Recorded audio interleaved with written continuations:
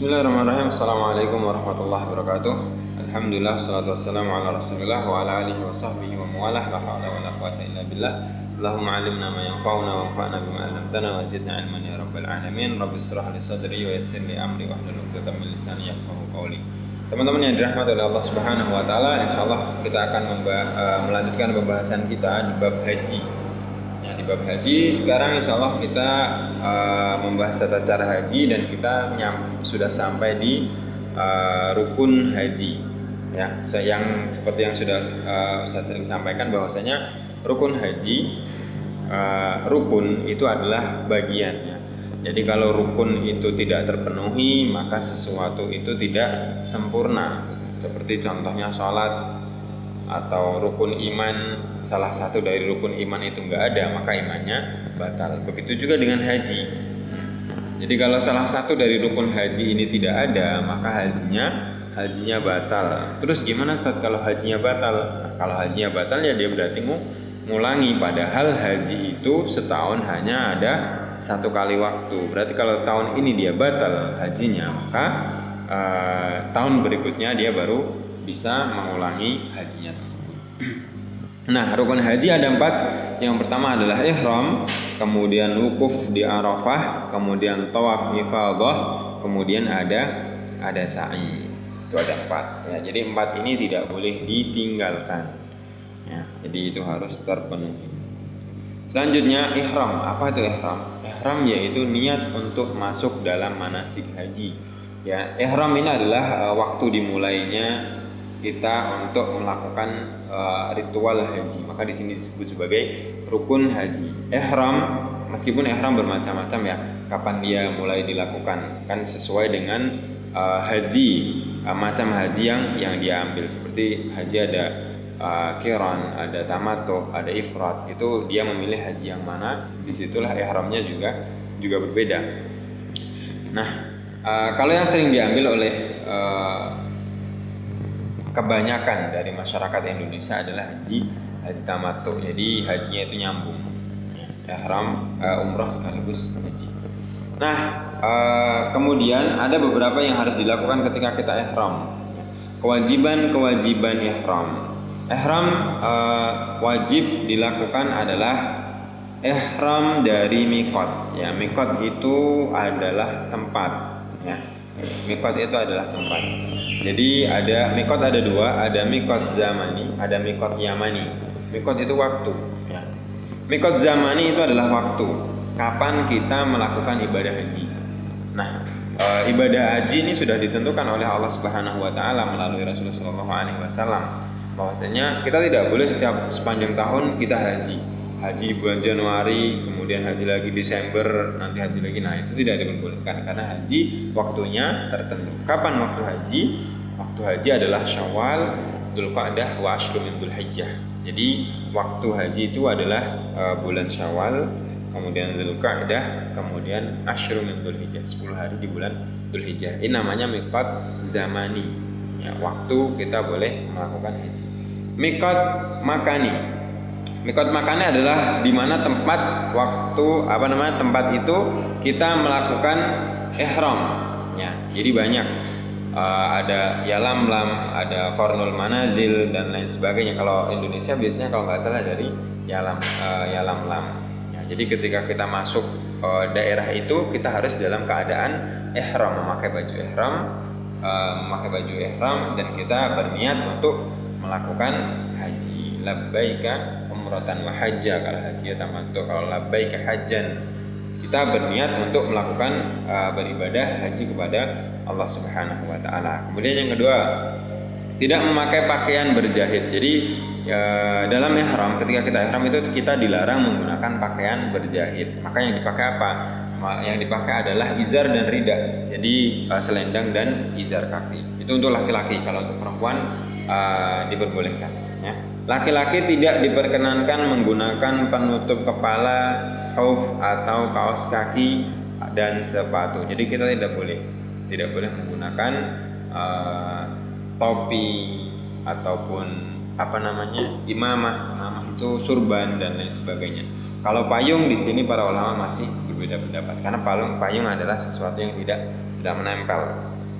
Kemudian wanita tidak diperkenankan memakai niqab dan sarung tangan. Jadi tidak boleh, wanita tidak boleh memakai niqab dan sarung tangan. Niqab itu cadar dan sarung tangan itu tidak diperbolehkan. Meskipun di sini para ulama juga berbeda pendapat. Karena Aisyah radhiyallahu anha pernah menggunakan ketika haji bersama Rasulullah SAW, beliau menggunakan niqab.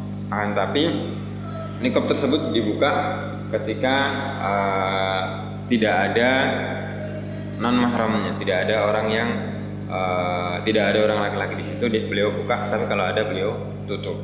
Nah, itu di situ terjadi ikhtilaf, perbedaan pendapat di antara para ulama. Nah, akan tapi di sini dari himpunan tarjih menjelaskan bahwasanya tidak diperkenankan menggunakan niqab dan sarung tangan. Ini pendapat yang diambil oleh Muhammadiyah. Kemudian bertalbiyah. Talbiyah itu apa? Labbaik Allahumma labbaik, labbaik la syarika lak labbaik, innal hamda wan ni'mata laka wal mulk la syarika lak. Nah, itu dan seterusnya. Itu kita disunahkan untuk mengucapkan talbiyah. Itu kewajiban kita berihram. Nah, sunah-sunah sebelum ihram. Disunahkan sebelum ihram adalah mandi. Ya, di sini mandi janabah, mandi wajib. Kemudian memakai wangi-wangian di badan. Jadi memakai wangi-wangian, kenapa di badan? Karena kalau di baju itu susah hilangnya. Dan salah satu yang diharamkan ketika kita ihram adalah memakai wangi-wangian. Jadi disunahkan wangi-wangiannya di badan aja. Kalau di badan kan nanti kena keringat hilang. Kalau di baju nanti permanen awet. Itu yang tidak diperbolehkan. Kemudian memotong bulu kemaluan, bulu ketiak, memendekkan kumis, memotong kuku. Ini dilakukan sebelum kita berangkat berihram. Ya, kalau misalnya kita haji, ya ini dimulai ketika kita masih di funduk, kita masih di hotel, yaitu kita kerjakan, kita mandi dan lain sebagainya. Kemudian memakai izar dan rida, ya tadi. Jadi yang dipakai itu bukan pakaian berjahit. Yang dipakai adalah izar dan rida. Jadi atasan, bawahan disunahkan yang berwarna putih. Ya. Untuk wanita bebas, yang penting tidak menimbulkan fitnah. Kalau wanita boleh pakai hitam, pakai putih pun, yang penting jangan yang menimbulkan, jangan yang mencolok-mencolok. Kalau mencolok itu adalah memanggil laki-laki untuk memandangnya. Kemudian melaksanakan sholat 2 rakaat sunat ihram. Kemudian berniat ihram setelah sholat. Ketika setelah selesai sholat 2 rakaat, kita berniat untuk melakukan ihram. Memperbanyak bacaan talbiyah tadi ya, labbaik Allahumma labbaik, itu bacaan talbiyah. Setelah kita ihram, nah di sini ada wukuf di Arafah. Wukuf di Arafah adalah hadir dan berada di daerah mana saja di Arafah. Yang penting kita ada di sekeliling Arafah. Ya, jadi di Arafah itu ada batas-batasnya. Kita harus memastikan bahwasanya kita berada di dalam Arafah. Dimulai dari tergelincirnya matahari pada hari Arafah 9 Dzulhijjah hingga terbit fajar di hari Nahar atau Idul Adha. Jadi kita berada di Arafah itu ketika matahari terbenam, itu kita harus sudah berada di Arafah. Kemudian wukuf adalah rukun haji yang paling penting. Al-Hajju Arafah, kata Rasulullah SAW. Al-Hajju Arafah, haji adalah wukuf di Arafah. Jadi wukuf di Arafah ini rukunnya termasuk rukun yang paling penting. Amalan jamaah haji di Arafah.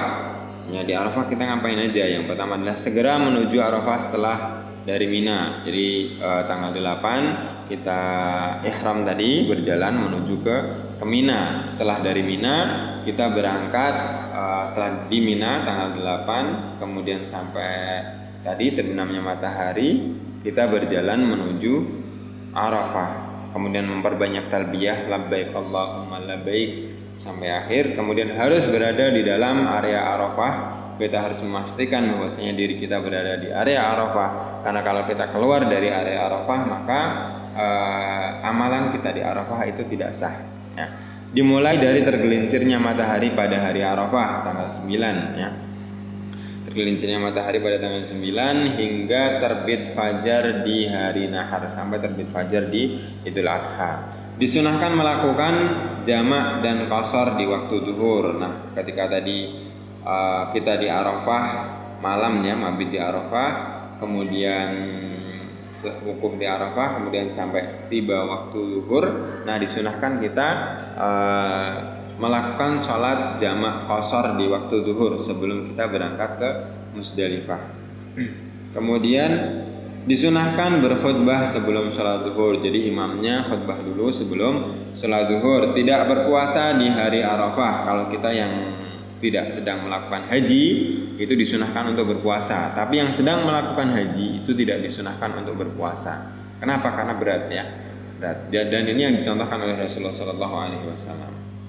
Memperbanyak zikir dan doa untuk kebaikan dunia dan akhirat. Jadi memperbanyak zikir, doa Rabbana atina fid dunya hasanah wa fil akhirati hasanah wa qina adzabannar, dan doa-doa yang lainnya meminta kita keselamatan di dunia dan akhirat. Kemudian tidak keluar Arafah sebelum matahari terbenam. Jadi tidak keluar dari Arafah sebelum matahari terbenam di tanggal 10 sebelum malam Idul Adha. Itu kita jangan keluar dari Arafah. Jangan keluar dari Arafah. Setelah matahari terbenam, jamaah haji boleh meninggalkan Arafah, bermalam di Musdalifah, dan menyelesaikan amalan-amalan haji selanjutnya. Jadi setelah matahari terbenam, baru kita berjalan menuju Musdalifah. Kemudian yang ketiga adalah tawaf ifadah.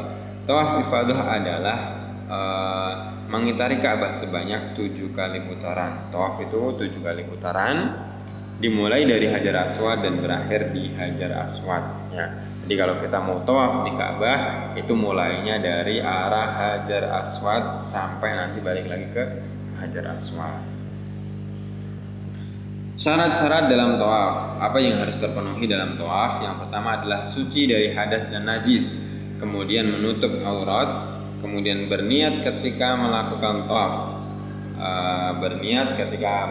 tawaf. Kemudian Ka'bah berada di sebelah kiri kita, tawaf sebanyak 7 kali putaran, memulai dari Hajar Aswad dan diakhiri di Hajar Aswad. Kemudian sunah-sunah tawaf. Sunah-sunah tawaf apa aja sunah-sunah tawaf? Memulai dari Hajar Aswad sambil melambaikan tangan dan bertakbir ya, tangannya dilambaikan dan bertakbir. Kemudian memulai dari rukun Yamani. Jadi di Ka'bah itu sisi-sisinya mempunyai nama-nama yang berbeda. Salah satu namanya adalah rukun Yamani. Kemudian istilam ataupun mencium Hajar Aswad. Ketika kita memungkinkan, kita mencium Hajar Aswad. Tapi kalau tidak memungkinkan, cukup melambaikan tangan dan mengucapkan takbir seperti tadi. Kemudian ar-ramlu. Ar-ramlu itu berjalan cepat, al-isra'u fil masyi ma'a taqarubil khuta. Jadi raml itu adalah jalan cepat dengan langkah yang pendek ya, jalan cepat dengan langkah yang pendek. Ini dilakukan di 3 putaran pertama. Itu sunnah. Kemudian ittiba itu cara memakai kain ihram ya, cara memakai kain ihram. Jadi cara memakai kain ihram itu di bahu sebelah kanan itu harus kelihatan. Jadi ridanya ini dimasukkan ke ketiak ya. Jadi ininya kelihatan. Itu namanya ittiba. Itu sunnah ketika kita melakukan ihram. Sama juga ketika kita melakukan tawaf. Kemudian istilam rukun Yamani, memegang rukun Yamani jika memungkinkan. Kalau nggak memungkinkan, lambaikan tangan. Kemudian berdoa antara Hajar Aswad dan rukun Yamani, Rabbana atina fid dunya hasanah wa fil akhirati hasanah wa qina adzabannar. Kemudian berzikir dan berdoa secara sir ya. Jadi tidak iz'aj, tidak mengganggu yang lain. Jadi kalau ketika kita berdoa atau berzikir itu di dalam hati, kecuali ketika kita mengucapkan talbiyah labbaik Allahumma labbaik, itu disunahkan untuk laki-laki menggunakan suara yang lantang. Kalau untuk perempuan tetap dengan suara yang tidak keras. Kemudian laksanakan salat 2 rakaat setelah tawaf di belakang makam Ibrahim ya. Jadi setelah kita selesai tawaf, salat 2 rakaat di belakang makam Ibrahim. Makam ini bukan seperti yang orang Indonesia pahami. Artinya makam, bukan. Makam itu adalah tempat berdiri Ibrahim. Jadi bekas kaki Nabi Ibrahim alaihissalam ketika beliau membangun Ka'bah. Itu namanya makam Ibrahim. Kemudian meminum air zam-zam dan menuangkannya di atas kepala setelah melaksanakan sholat 2 rakaat sesudah tawaf. Jadi meminum dan menuangkan di kepala air zam-zam. Kemudian kembali mengusap hajar aswad sebelum menuju ke tempat sa'i ini jika memungkinkan. Kalau nggak memungkinkan tidak usah dilakukan. Nah, yang keempat adalah sa'i. Sa'i adalah berjalan antara Safa dan Marwah dalam rangka ibadah, dimulai dari Bukit Safa, kemudian berjalan sampai 7 kali perjalanan hingga berakhir di Bukit Marwah. Jadi sa'i itu dimulai dari Safa, berakhir di Marwah. Safa jalan ke Marwah ini dihitung 1, ya kan, kita 7 kali putaran 1. Kemudian dari Marwah ke Safa dihitung 2, dari Safa ke Marwah lagi dihitung 3. Jadi seperti itu. Jadi sekali jalan itu dihitung satu putaran. Jadi cuman 7 kali, tidak sampai 7 kali bolak-balik, 7 kali balik. Itu namanya sa'i. Syarat-syarat sa'i yang pertama niat. Pasti ya, niat karena Allah Subhanahu wa taala. Kemudian berurutan antara tawaf, kemudian dilakukan sa'i. Jadi tawaf dulu baru sa'i. Meskipun di sini para ulama berbeda pendapat mana dulu yang harus dikerjakan di tanggal ke-10 itu boleh saja. Kemudian dilakukan secara berturut-turut antara setiap putaran. Kemudian menyempurnakan hingga 7 kali putarannya, 7 kali, 1, 2, 3, 4 seperti itu. Kemudian ketika memulai sa'i, ini sunah-sunah sa'i. Ketika memulai sa'i dari Safa membaca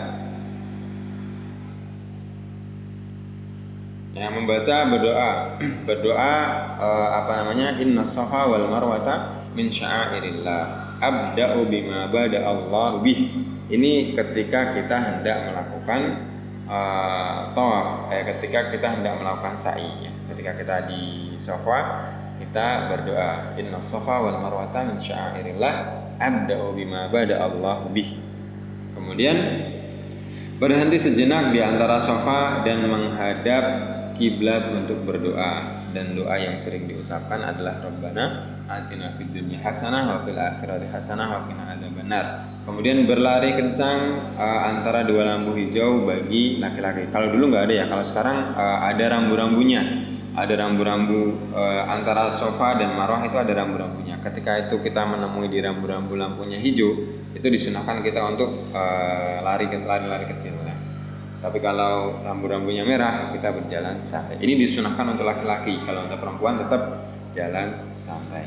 Berdoa di setiap putaran. Jadi setiap kita dari Safa ke Marwah, sampai Marwah kita menghadap kiblat, kemudian berdoa kepada Allah Subhanahu wa taala. Nah, dari Marwah ke Safa lagi, ketika kita sampai Safa menghadap kiblat, berdoa lagi kepada Allah Subhanahu wa taala. Karena ini menyontohkan apa yang dilakukan oleh Siti Hajar dulu ketika mencari air untuk Nabi Ismail alaihissalam.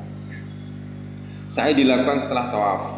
Ya, sa'i dilakukan setelah tawaf. Ini sunnah. Jadi di hari ke-10 itu ada beberapa amalan. Yang pertama adalah setelah kita dari tadi Muzdalifah, kemudian pergi ke Mina, itu kita di sana ada lempar jumrah, kemudian ada tawaf, ada sa'i, kemudian ada tahallul dan memotong hewan kurban. Nah, ini dari 10 ini ketika kita bisa melakukan semuanya, dilakukan semuanya. Kalau nggak ada yang tahallul atau lain sebagainya, bisa dilakukan di hari berikutnya.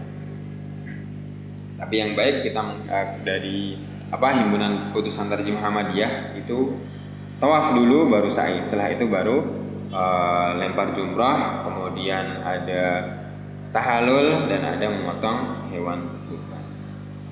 Itu tata cara haji. Nah, ketika mungkin susah untuk dipahami, mungkin suatu saat kita bisa melakukan praktek. Semoga itu bisa dimudahkan, dan semoga Allah Subhanahu wa taala memberikan kesempatan kita untuk berziarah ke Baitullahil Haram, ke rumah Allah Subhanahu wa taala. Semoga Allah mengabulkan doa kita. Kita diberikan kesempatan menjadi tamu undangan Allah untuk bisa datang ke Baitullah. Amin ya rabbal alamin. Wallahu a'lam bishawab. Billahi taufiq wal hidayah. Assalamualaikum warahmatullahi wabarakatuh.